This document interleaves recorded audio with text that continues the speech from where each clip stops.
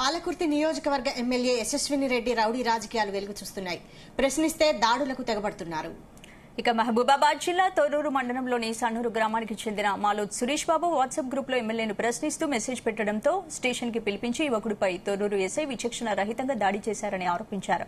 కాంగ్రెస్ ఎమ్మెల్యేల అవినీతి అక్రమాలను ప్రశ్నిస్తే దాడులకు పాల్పడి ప్రజాస్వామ్యాన్ని కూనీ చేస్తున్న కాంగ్రెస్ ప్రభుత్వం అంటూ మాజీ మంత్రి సిద్దిపేట ఎమ్మెల్యే హరీష్ రావు తీవ్రంగా విరుచుకుపడ్డారు.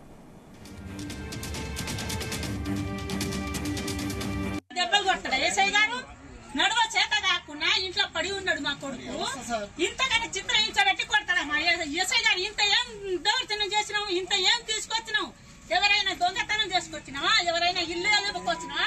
అందుకబట్టి ఎట్లా కొట్టిందా? ప్రజల సేవ చేస్తాడు మా కొడుకు, ప్రజల సేవ చేసుకుంటాడు. కాళ్ళ నడువ చేత కాకుండా ఇప్పుడు మంచంలో పడి ఉన్నాడు.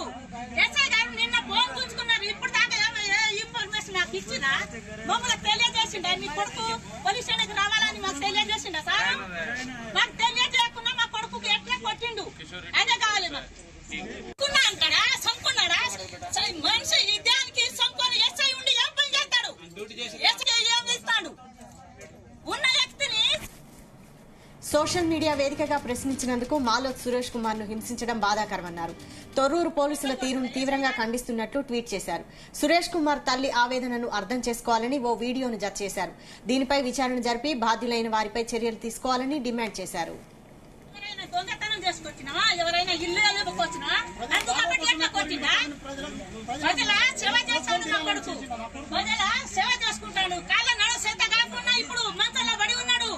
ఎస్ఐ గారు నిన్న ఫోన్ గుంజుకున్నారు. ఇప్పుడు దాకా ఇన్ఫర్మేషన్ నాకు ఇచ్చినా మమ్మల్ని తెలియజేసిండ మీ కొడుకు పోలీస్ స్టేషన్కి రావాలని మాకు తెలియజేసిండ సార్.